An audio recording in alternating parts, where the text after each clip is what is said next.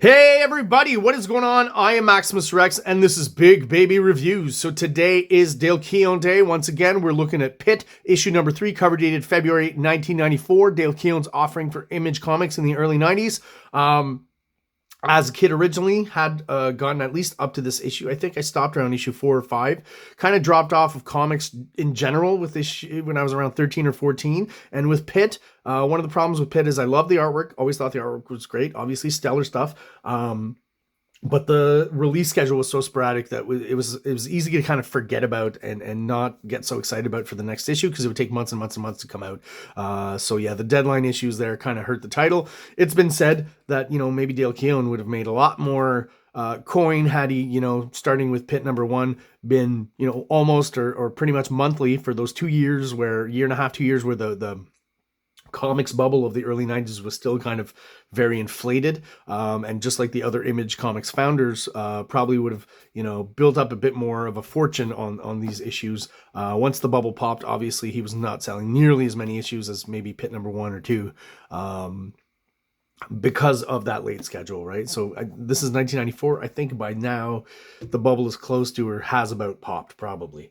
And I kind of got out of comics for a while there as well, but PITT was one of the first casualties on my pull list back in the day. Other than that, I mean, great looking cover. Again, as I mentioned, inked by Scott Williams.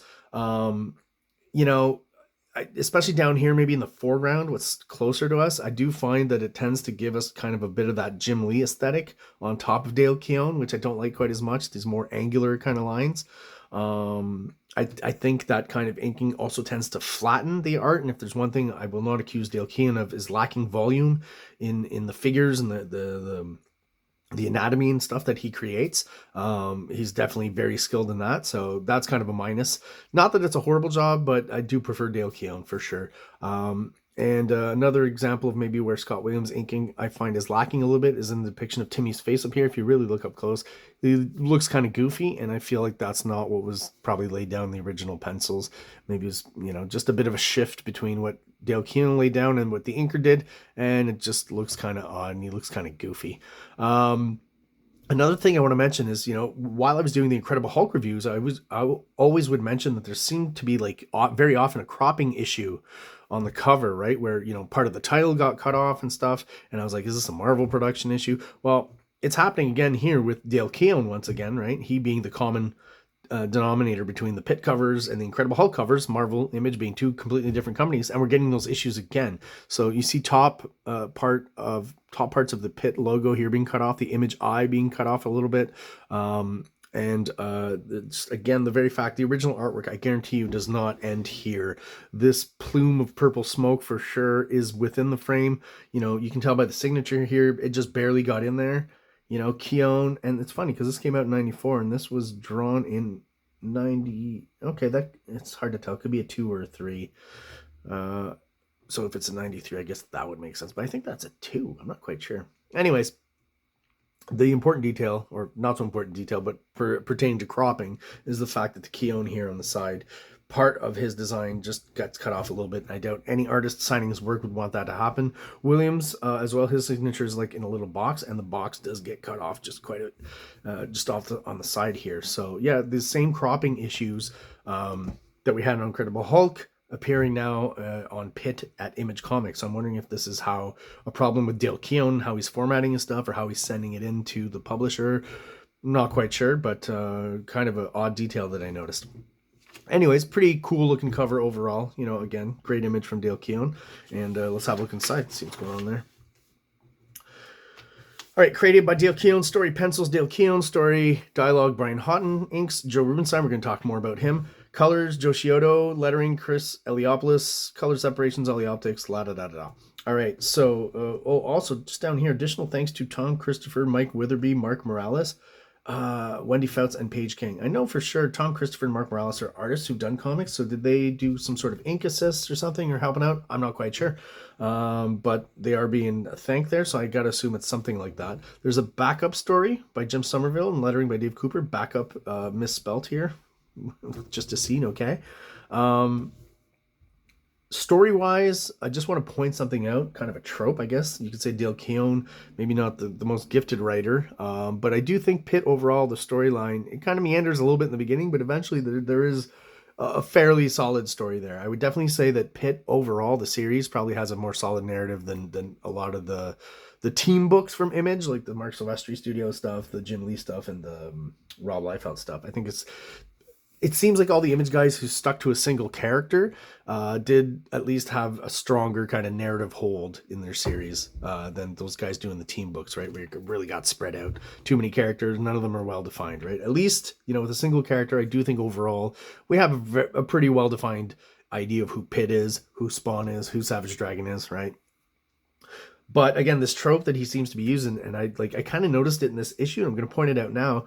But we're going to go back. So if we go back to Pitt, the preview in Youngblood #4, he's teleported into a subway, and he's protecting, if I'm not mistaken, if I remember correctly, it is actually Timmy and his grandfather from a gang of ruffians in the subway.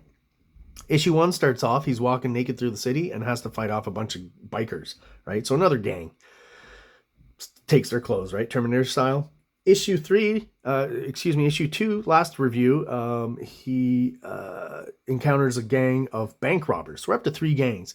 And now issue 4, it starts off with a gang of, redneck hunters, kind of a, Canadians' stereotypical view of gun owners and hunters, back from the early 90s and probably still today. I just want to point that out because I'm Canadian too. And I get where this is coming from. This is kind of like in Canada what we're told, gun owners are and stuff. And there's that side of the propaganda.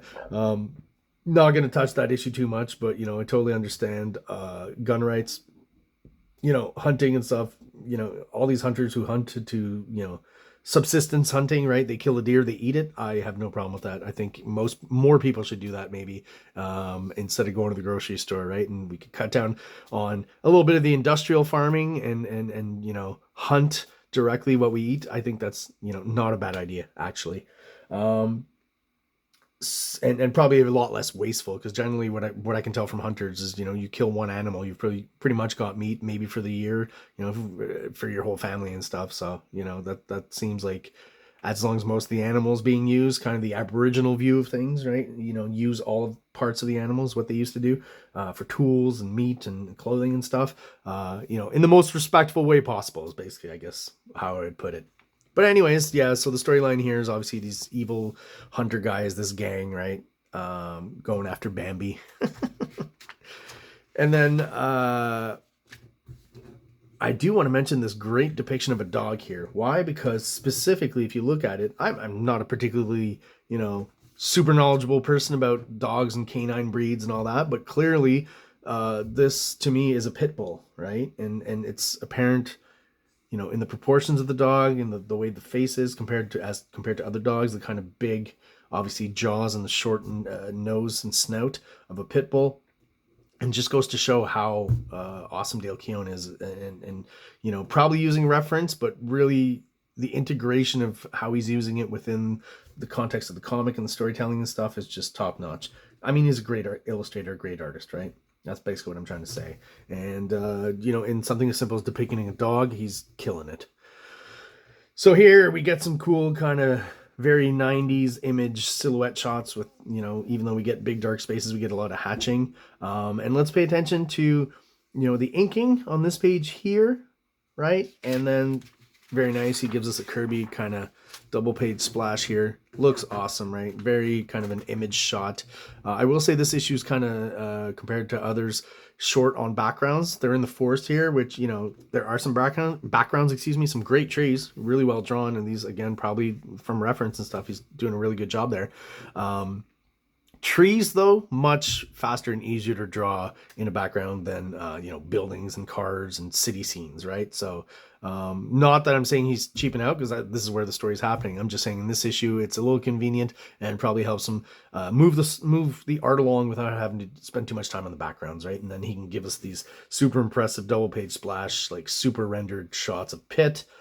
And this, like, again, if I didn't know that Joe Rubinstein was inking this, I would probably think that Dale Keown had done it. So back when I was doing the Incredible Hulk reviews, Joe Rubinstein was probably my least favorite Dale Keown anchor, but really doing an awesome job here, I think. And being, again, the job being that he probably has to be very faithful to the pencils here because Dale Keown's the boss, as opposed to when he was, at Marvel. Dale Keown was just kind of young up and coming artist who was jumping on the Incredible Hulk, and the editor at that point was the boss and probably told Joe Rubinstein to keep it, Marvel method, Marvel style.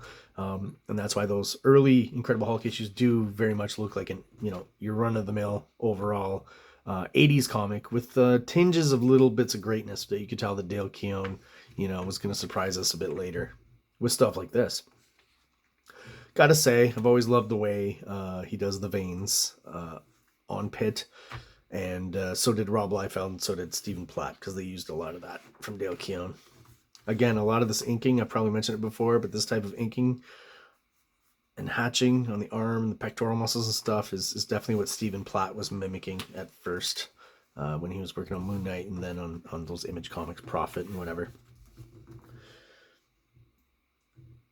But out of all the Image guys, right, he's still doing the crazy kind of almost West Coast hatching, but it's different than the way they do it, right? It's a little rougher, it's a little thicker. It makes more sense texturally, I think. It just works better. He's just a better illustrator than, honestly, Jim Lee and I dare say even maybe at this point with Silvestri doing more of a Jim Lee thing, probably better than Silvestri as well. There's just something about Dale Keown where it just feels like he can draw from any angle, and it's all just, I don't know how to, okay. I'll take the example of the dog here, right? Even from this angle in the foreshorten, you're on the ground kind of looking up at the dog's ass. Now, he didn't render the ass and the balls and stuff, and that's okay. It's not that I necessarily want to see it. Just kind of threw some hatching in there, but it all just works. The angle of the trees and stuff, PITT's, volume of the muscles and stuff. It's just all very properly drawn and in perspective, while at the same time being very exciting, and the sheen and the aesthetic on top of it is, typical 90s Image look, but just on such more solidly composed and based artwork.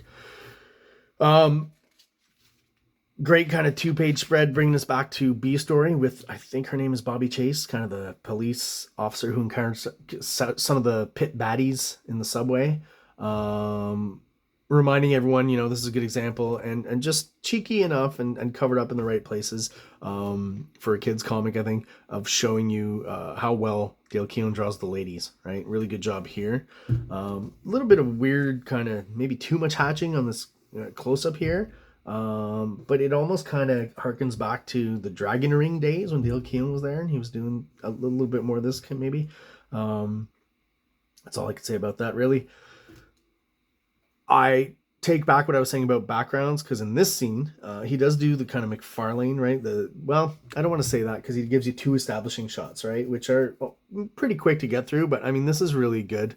And I have to say that having been to New York City, this is kind of indicative of when you take a bridge over, and I guess he's implying this is the Brooklyn Bridge, even though the angle's a little odd here. Not sure that quite works, but it works as a quick establishing shot that you're not spending too much time or too much logic trying to figure out, right? New York City makes sense. A little bit closer, so probably someone's apartment building, right? And that's what we're getting here. And here he gives us the McFarlane vertical panel and just, a snippet of the building. You don't have to draw the whole building, and everyone gets the point too. Saves you time. But yeah, take back the comment about the background, at least for this shot here, because here's one where I think he really put a lot of effort. Is it photo referenced? Maybe. I don't know. I think it looks cool. It's evocative. I don't feel like he cheaped out on the background and tried to get through it and move on. I feel like this one, he was really trying to evoke her apartment and textures and stuff. The computer, everything, it's not the kind of stuff that we're necessarily directly looking at when we're looking at these comics, but they help, create the world around the characters. And this is definitely a shot that really helps establish where she is, right? And what her apartment looks like. You got a bit of it here too. Just enough storytelling in PITT, as opposed to lots of other Image comics. You still got stuff going on where it's not continuous action all throughout the issue, like say a lot of the Extreme books and the Silvestri books as well. So here we got the fishing out the bodies, I guess, from the wherever this confrontation happened last issue, right? Oh, excuse me, hit the camera there. And we're going to get our first, at least, earthen view of the villain, who is this gentleman here. Great double page splash once again. Great inking, great textures, great shadows. I mean, nothing to say. I love this extra like mouth down here that's, I guess, leftover parts of the creature he's just kind of come out of. It's kind of body horror-ish, horror movie stuff. Very cool.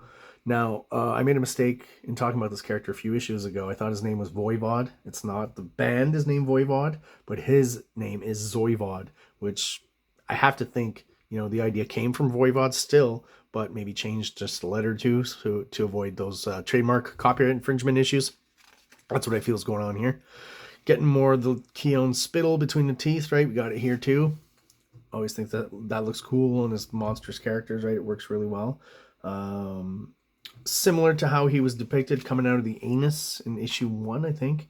You know, it's all very kind of gross and sticky, which I love. Body horror, bodily fluids. There's something else I wanted to say about this Zoivod guy. Anyways, moving on. So Zoivod here is basically interested in Timmy, is looking for Timmy. Timmy! Get a nice kind of well-hatched profile shot of our villain here, Zoivod. Grabs Timmy, pulls him over, and we get the old Liefeld vertical double page spread. And as you'll notice, near the end of this issue, the backgrounds are really starting to get slimmer and slimmer. You know, if you really want to look at it, we get a bit of a house here and a house there to establish some trees and stuff. Every other panel just kind of action lines and speed lines, which is okay for the moment, right? And then again, the vertical shot, no background at all here. So Zoivod's got his hands on Timmy, and of course there's some sort of telekinetic link between Timmy and PITT, so PITT knows it, feels it here. You know, the old cliche of the face on space to, I guess, evoke that connection that is across space. I guess that's the idea with a visual like that, right? And PITT not too happy about the situation, very angry, and of course, you know, jumping into action, and that'll be continued obviously next issue where he meets Daddy Dearest. So Zoivod really is basically PITT's father, right? Kind of a Darth Vader thing going on here. Great shot of PITT once again. You know, this is a lot of what we're getting. It's a lot of the reasons why Dale Keown now does or has done over the few years. You know, when the movies and stuff come out, he does a lot of the marketing art for the Incredible Hulk for Marvel, and it's because of shots like this, right? Now, obviously, this is PITT, but you know, proportion-wise and body type and stuff, he pretty much is kind of the same size and build as the Hulk, right? And so, you know, you could easily transfer this to a Hulk pose.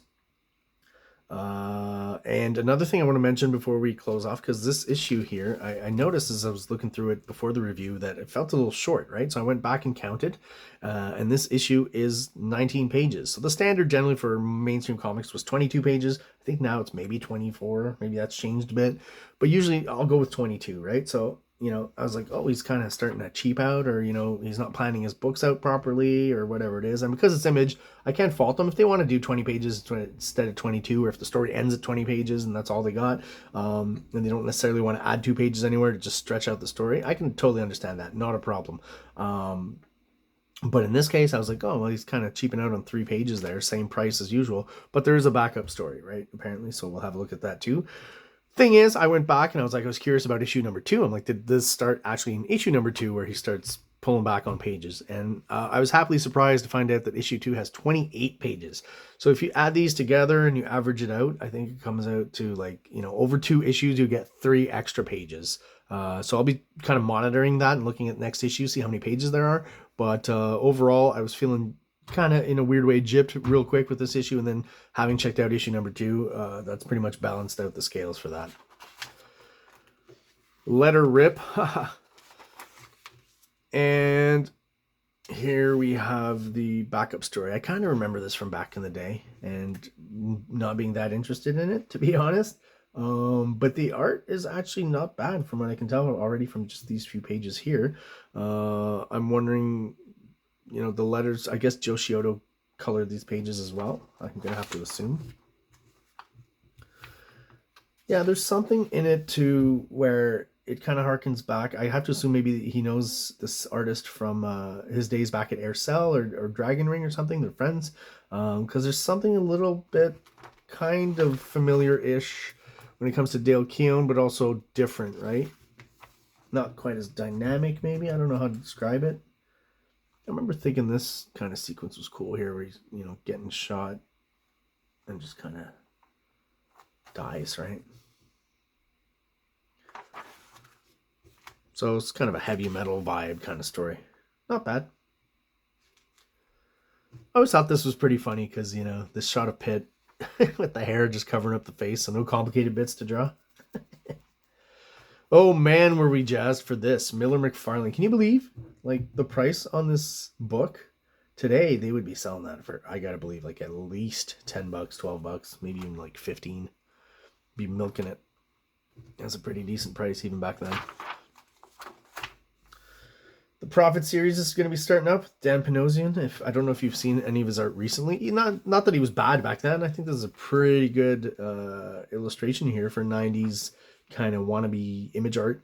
But he definitely grew into his own. He's kept it up, and his current style is, you know, the style he's been drawing at least in probably the last 10, 15 years, I guess, is just awesome. Really good stuff on Instagram and Facebook. Check him out. Oh, yeah, I remember. Yeah, this is, again, near where I kind of started trailing off with comics and not collecting for a while there anymore. When this guy came around and Chris Claremont and whatever, they were trying, you know, it was kind of the bubble was over and they're trying to reignite some of that initial fire. In this case, they're like, well, Wildcats isn't selling as well as it used to, right? And probably a lot less. Let's bring in Chris Claremont and try to drum up some of that early, you know, Uncanny X-Men energy when Chris Claremont and Jim Lee were working together. It's too goddamn perfect. Vanguard issue 6. Wow, that's debatable, I guess. This is Andy Smith, the Bart Sears clone, right? And there you go, guys. That ends this review of Pitt, issue number 3 from Image Comics. If you have any questions, comments, concerns, let me know in the comments below. Feel free to comment and ask questions. It's always nice to have some interaction with my listeners. Those of you who are subscribing and still watching, thank you so much. I really appreciate you still being there. Those of you who are watching or not, please subscribe below. It only takes a second for you, and it really helps us out, helps the channel grow, and get out there to other people who are like-minded, like the same kind of stuff that we do, basically comic books, right? So everyone out there, thank you for watching, and have an awesome day. Like, subscribe, like, subscribe. King Comics presents Big Baby, Volume 1, Issues 1 to 13, 204 pages of story and art. King Comics also presents Star Crasher one-shot, 32 pages, cosmic sci-fi surrealist adventure. You can find these fine comics at KINGCOMICS.CA, at MaximusRex13 on Instagram, or on Facebook, MaxRex or Big Baby.